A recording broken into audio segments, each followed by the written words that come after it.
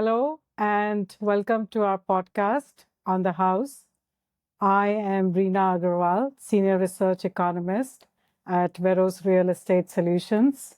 We typically talk about the housing market in terms of demand and supply or prices of homes. We even had an episode on AI's impact on housing. Today, we are going to talk about another aspect of housing, something that affects homeowners, buyers, lenders, and even investors. I'm talking about automated valuation models or AVMs.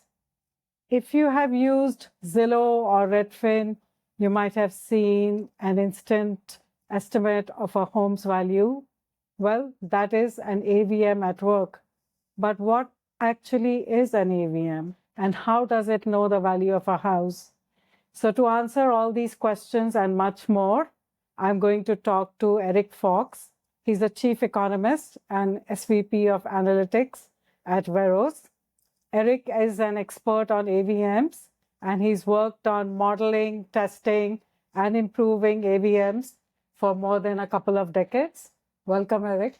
Thank you very much, Reena, and I think that's Reena's polite way of saying I'm relatively old. But yes, that is correct. I have worked here at Veros Real Estate Solutions. We have an AVM here called Vero Value, but there are several AVMs out there in the industry today. And as Reena mentioned, these have been developed many years ago. Our AVM in particular started the development process back in 2001.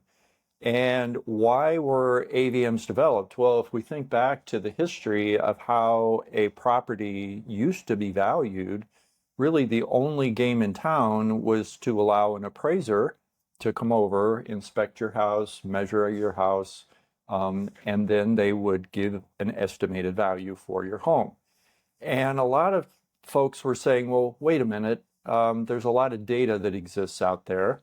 And we can look that data up, namely, what are some house prices nearby that have recently sold? And what are the market trends in this area? And with that data, some properties are very easy to value. And so with that, back in 2001, AVMs started their journey, and they've been moving forward in accuracy and speed ever since. Okay, so let's start with the basics.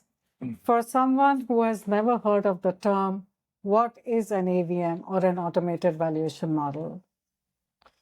All right, well, what is an AVM is really two major things.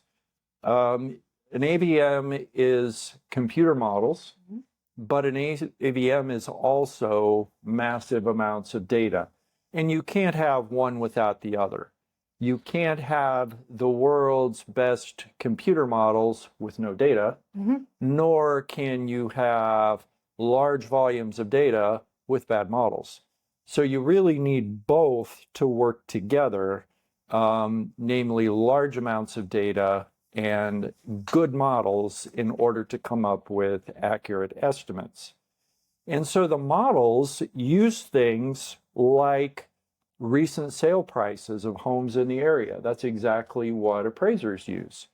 But on the computer, the AVM can have access to hundreds, if not thousands, of recent sales, whereas an appraiser may only see a few.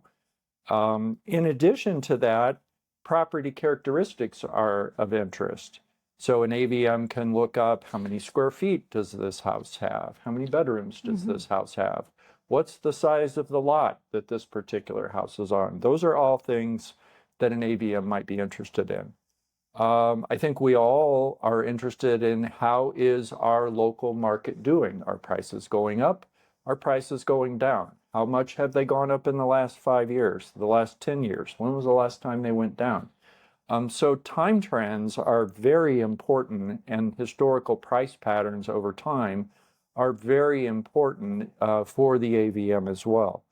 And then, of course, the mathematical models behind the scenes crunch all that data and come up with the best estimate of value that it can. So what you're saying is we use a lot of models, there's a lot of data. So basically our AVMs, very sophisticated, it's like a very sophisticated calculator. Is that what you're saying? Yeah, it is. It is a very sophisticated calculator, and they use a lot of advanced math. They use AI and machine learning. I'm sure we were thinking that. We have estimates on over 100 million properties, so there's large volumes of data, and that's far more than any one person could evaluate. And so the key we have is speed plus accuracy. We don't want it to take days to estimate the value of a house. We essentially want it to be instantaneous. So one key aspect of an AVM is data, which you mentioned. So what kind of data are we talking about, and where is it that we get this data from? Well, that's probably the biggest piece of information are the data sources. So first major data source are public records. And these are records that everybody's heard of, county recorder and county assessor.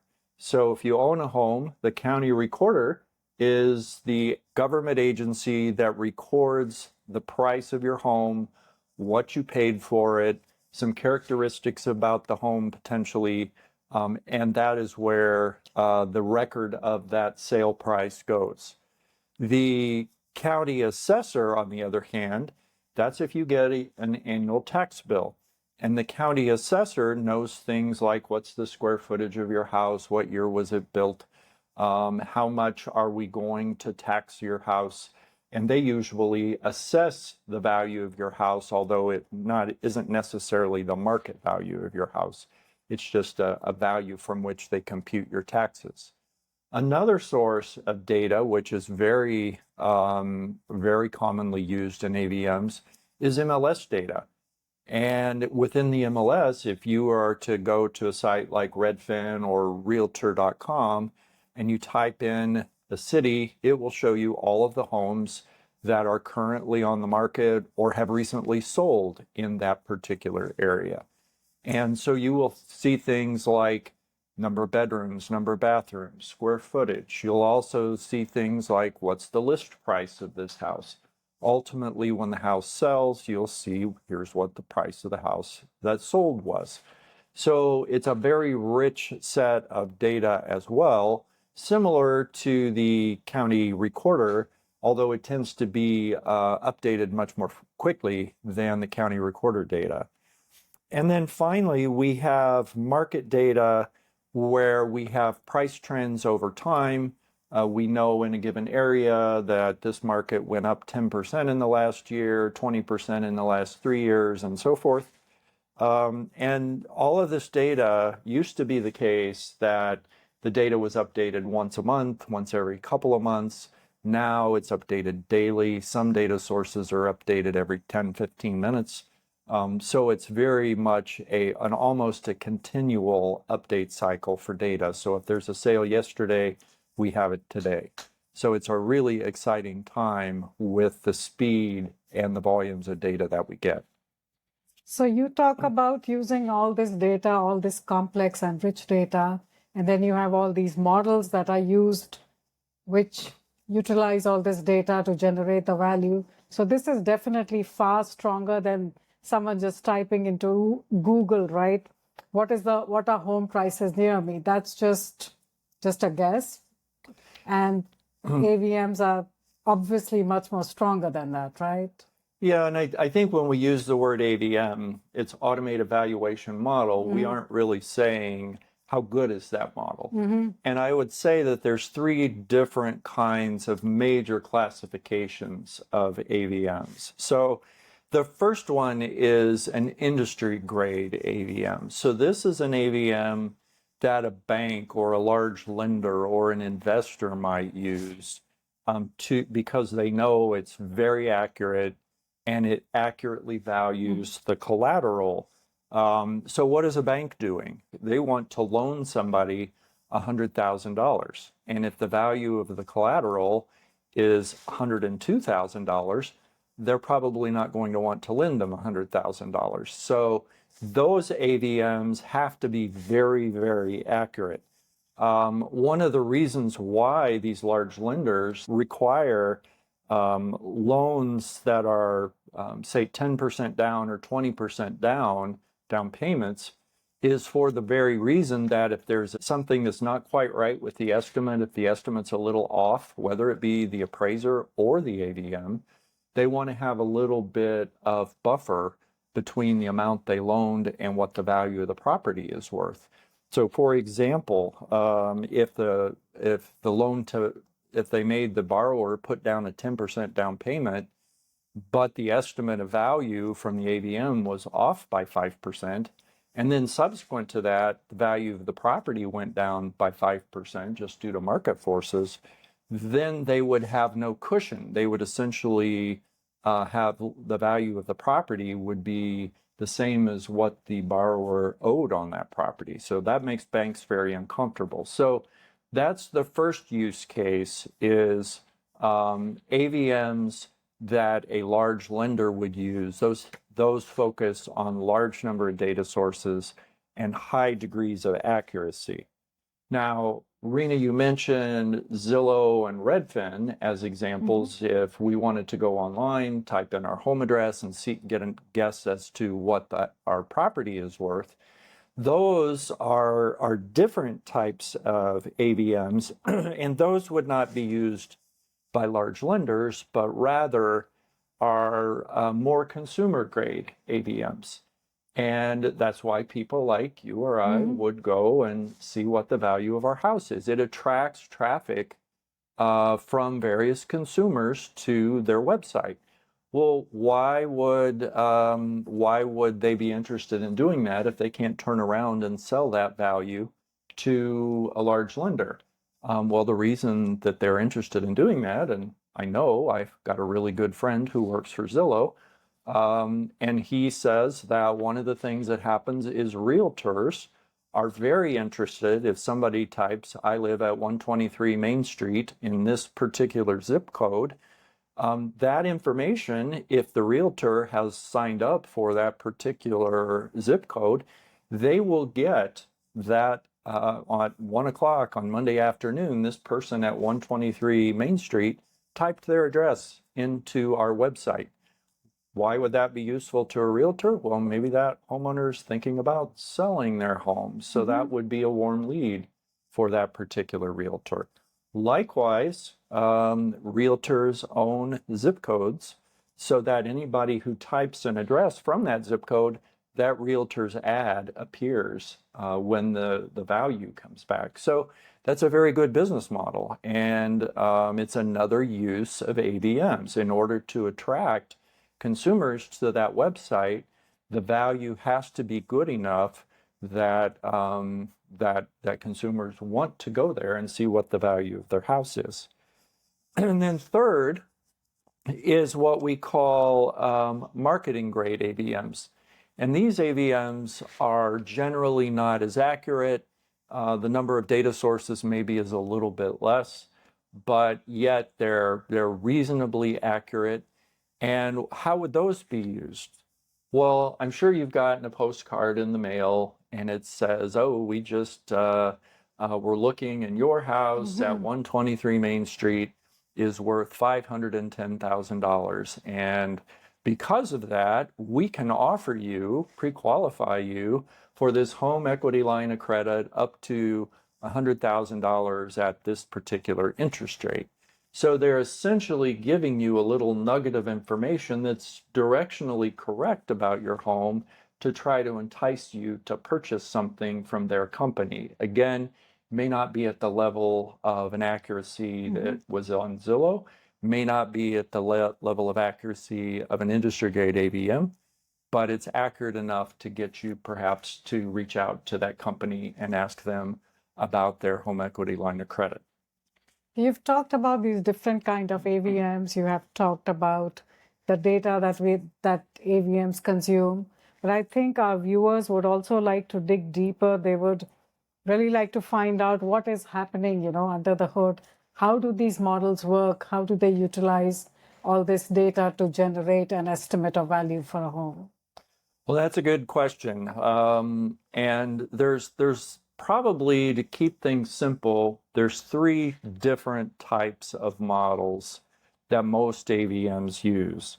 So one is the same approach that an appraiser uses today, and that is what we call a comparative sales approach. So how does this comparative sales approach work? It works the same way that we all value our homes, is that we look at all the different sale prices of all the houses near us. So the house across the street just sold for a certain amount. It's a little bit bigger than my house, but if I ratchet that down slightly, that's probably a good estimate for the value of my house. I heard of a house a block away that sold 2 months ago. It was actually the same size as my house, so that's probably a pretty good estimate. And so if we get enough of these very recent comparative sales that are very similar to the size, the number of bedrooms, number of bathrooms to the subject property, that gives us a very good estimate of the value. Of course, the more we have, the more accurate it'll be. The more recent they are, the more accurate it'll be. The fewer, the longer ago, the less accurate. So that would be one method. The second method is what we call time index models. So suppose you bought your house 5 years ago, and you paid $500,000 for your house 5 years ago.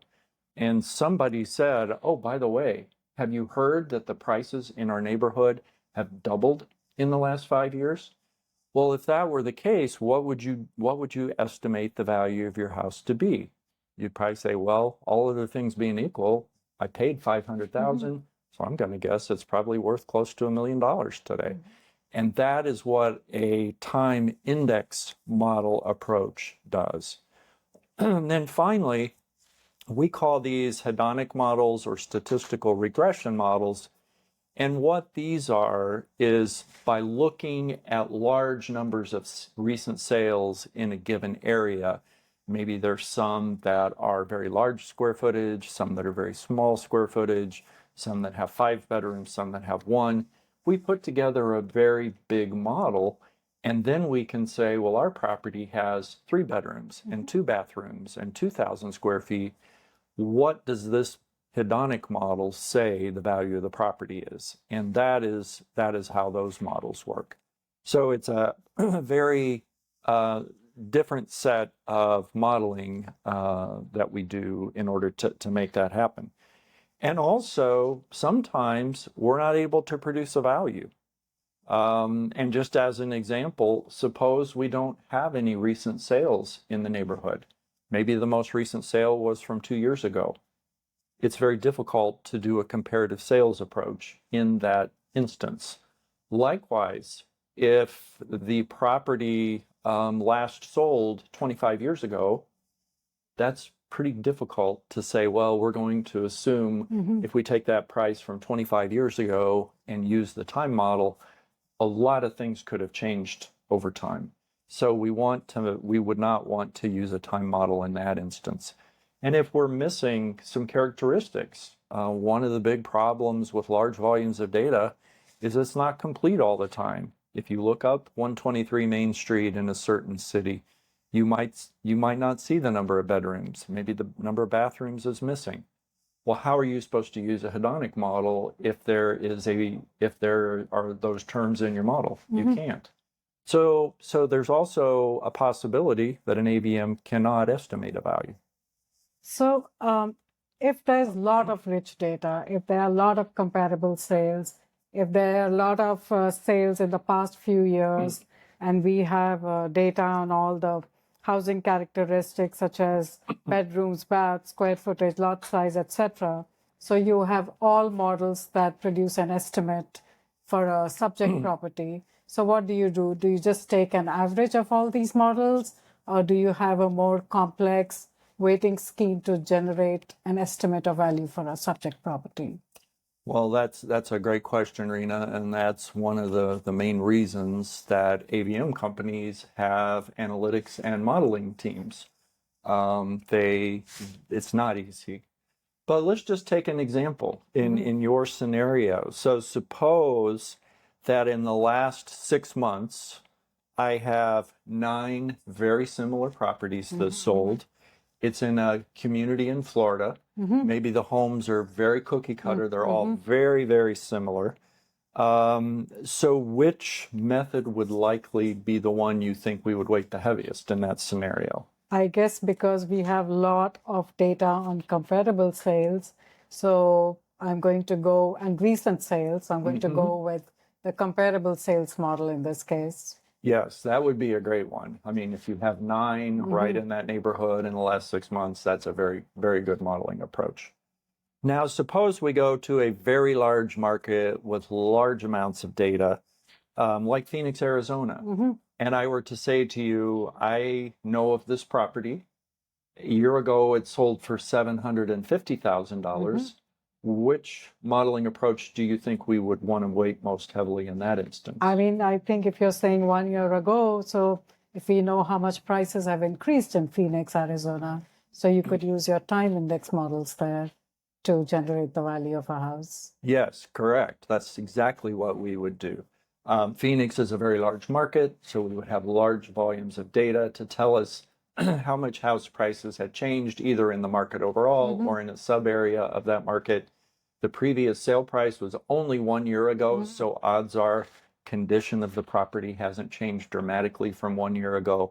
And a time index model would give us a very good estimate of the value. So that would be an example where the time would be weighted most heavily. And so lastly, let's assume that we have a community, we have a large variety of homes, different square footage, different numbers of bedrooms, different numbers of bathrooms, different lot sizes. Some have pools, some don't. And we don't have large numbers of extremely recent sale prices. What would be a model that we might want to use in this instance? I think this is something I have used before in my research, where we use property characteristics to determine a value of a house. So this would be a third type of model, that is the hedonic or statistical regression model to generate the value of a home. Again, that is correct, Rena. So I think we're going to pull Rena on the analytics and modeling team here because she's 3 out of 3. So, but I guess that what you see here is real world examples aren't going to be as clear cut necessarily as one of those 3 examples. Maybe the previous sale price was 5 years old. Maybe instead of having 9 very close comparable sales in the last 6 months, we have 3 that are kind of similar in the last year. And maybe we're missing some characteristics or we're missing bedrooms. And so the hedonic model, some of those aren't going to maybe be as good. So how do we weight those 3 scenarios? Well, it's a little bit more complex. So that's why, but from a practical point of view, that's how it's done. So, it's possible that none of these 3 models generate a value. So what does the AVM do? Does it come up with some weird number from somewhere, or does it just say, I don't know the value? I mean, how do you deal with that situation where none of the models generate a value for the house? Well, generally, we have models with the scenario where none of the models is pretty rare. But what we do is we generate something called a confidence score. And what is the confidence score? Well, the confidence scores vary. They generally range between 0 and 100. Our confidence score for our AVM is called the Veros confidence score, or VCS. And it too ranges between 0 and 100. 100 means we would be 100% confident in that value. A 0 means 0 confidence. And from a practical point of view, most range between about 60 and 90, 98 or 99. So how are those generated? Well, if we see we have large volumes of data, large numbers of recent sales, confidence scores tend to be higher. If we're in a rural area, like maybe in North Dakota, we don't have a lot of recent sales. The sales that we have are very different than the subject. those tend to give us much lower confidence scores. And it's equally important when we give a value that we know is good, we say it's good, it's when we give a value that we're not too confident in, we need to say we have some pretty strong doubts that this isn't a very good value, because we're tested on that. People will give us properties that are easy to value and difficult to value, and they expect a high confidence score to be returned on one and a low confidence score to be returned on another. And that's another reason for the analytics and modeling team. They see all of these different data scenarios, and they, at the end of the day, have to say, based on all the information I see here, that confidence score is a 92. It's pretty good. Based on all the information I see in this other scenario, it's a 75, and it's not as good. So let's get to this big question listeners probably have. Can you trust an AVM, and how do these confidence scores help us in our understanding of the value of an AVM? Okay, well, so I think the first thing to mention is that AVMs are extremely accurate most of the time. As I've mentioned earlier, that accuracy depends on how much data we have available, how many similar homes there are. I mean, if you're in a rural area, there's not going to be very many similar homes. How recently the area has had sales. If the area hasn't had sales, like I mentioned in that example a minute ago, for 2 or 3 years, it's very difficult to have an up-to-the-minute assessment of that market. And whether the home is typical or unique. And I think we've all been in communities where you see one house after another that looks very similar, and then all of a sudden you see something very different. Well, that house that all of a sudden is very different, whether it is very dilapidated compared to all the other homes, or whether they tore it down at the home that was there and they built something extremely different. That different home is likewise very difficult to value.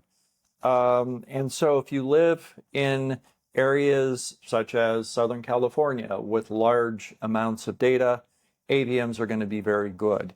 If you live in a very rural area, AVMs are going to have more challenges. And another way of saying that is data are more sparse, sales are sparse, and so it's not necessarily the models themselves, but it is the limitations of data that make it difficult. Some areas have large amounts of data, and other areas just don't. And this is independent of what I just said of urban versus rural. So, for example, I mentioned a little bit ago about county assessors and county recorders.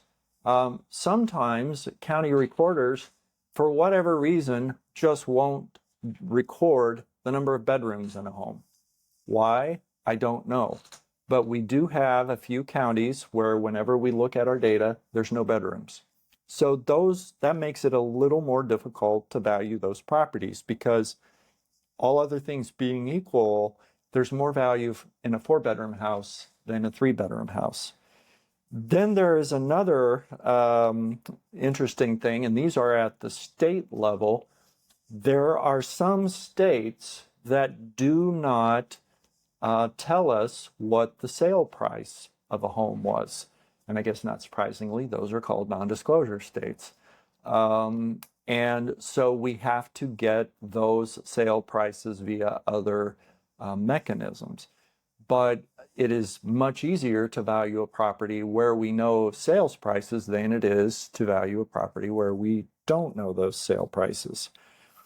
So all of those things can also cause us to have a lower confidence score if data are missing in those scenarios.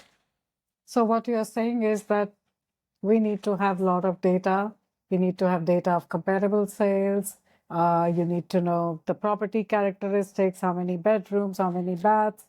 So if I live in the woods in a castle where there are no other comparable properties, and perhaps there is no data on how many bedrooms and baths I have, or maybe even a dungeon or two, then your AVM wouldn't know what to do with me, right? We wouldn't know what to do with you, Rena. Yeah. So, and a good thing to think about, if we look in any market, a lot of times what we think about are price percentiles. So if you think about a county, if you think about a zip code, and you rank all the prices from low to high of the value of a home, the 5th percentile would be that price below which only 5% of the values fall. The 95th percentile would be the value below which 95% of the values would fall. So a lot of times what I like to say is where an AVM is really, really good is if your property is between that 5th percentile and 95th percentile. If you have a house that's in the 2nd percentile, if you have a house that is in the 99th percentile, getting comparable data is much more difficult, and there's a lot of customization in many cases in those properties. Or there's a lot of condition issues at the lower end with some of those properties. They become much harder for an AVM to value.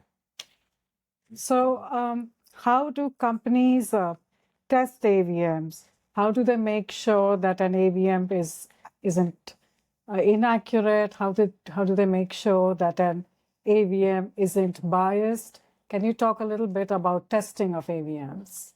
Yeah, testing of AVMs is probably one of the most important things that are done. And any AVM use where it's a lender grade AVM, testing is paramount.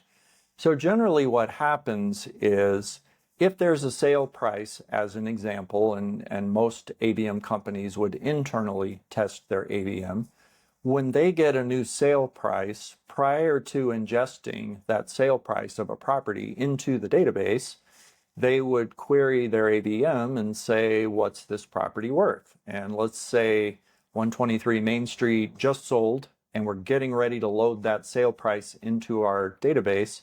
We would run that property. We'd say, hey, our AVM says this property is worth $490,000. We would then look at the sale price and say, it's worth $500,000. It just sold for $500,000. So we were off by $10,000. We can then use these different errors and come up with things like mean error, median error. A lot of large lenders like to understand what is the number of errors within plus or minus 10%, because a lot of them have loan to values that are 90% or less. So they kind of want to know what's our maximum exposure there. So there's a lot of things that are done with respect to testing in that manner that we do, but then the lenders and consumers of AVMs likewise will often send us weekly test files, monthly test files, quarterly test files to make sure our performance last month is similar to our performance this month. A lot of times they will drill down. They will be interested perhaps in performance by state. They might be interested in performance by major counties where they have large lending markets. They will be interested in how we perform on single-family homes relative to condos. They will be interested in how we perform in the entry-level market versus a high-end market. They will be interested in how we perform for high confidence score properties versus low confidence score properties. Our high confidence score properties should have lower errors than our low confidence score properties. They want to see if that's all true. So we get tested extensively. I think it's fair to say automated valuation models, at least lending grade automated valuation models, are tested so extensively that by the time you see a value or a lender sees a value from them, they have very high confidence based on the value and the confidence score that they see, whether or not that value can be used for lending purposes.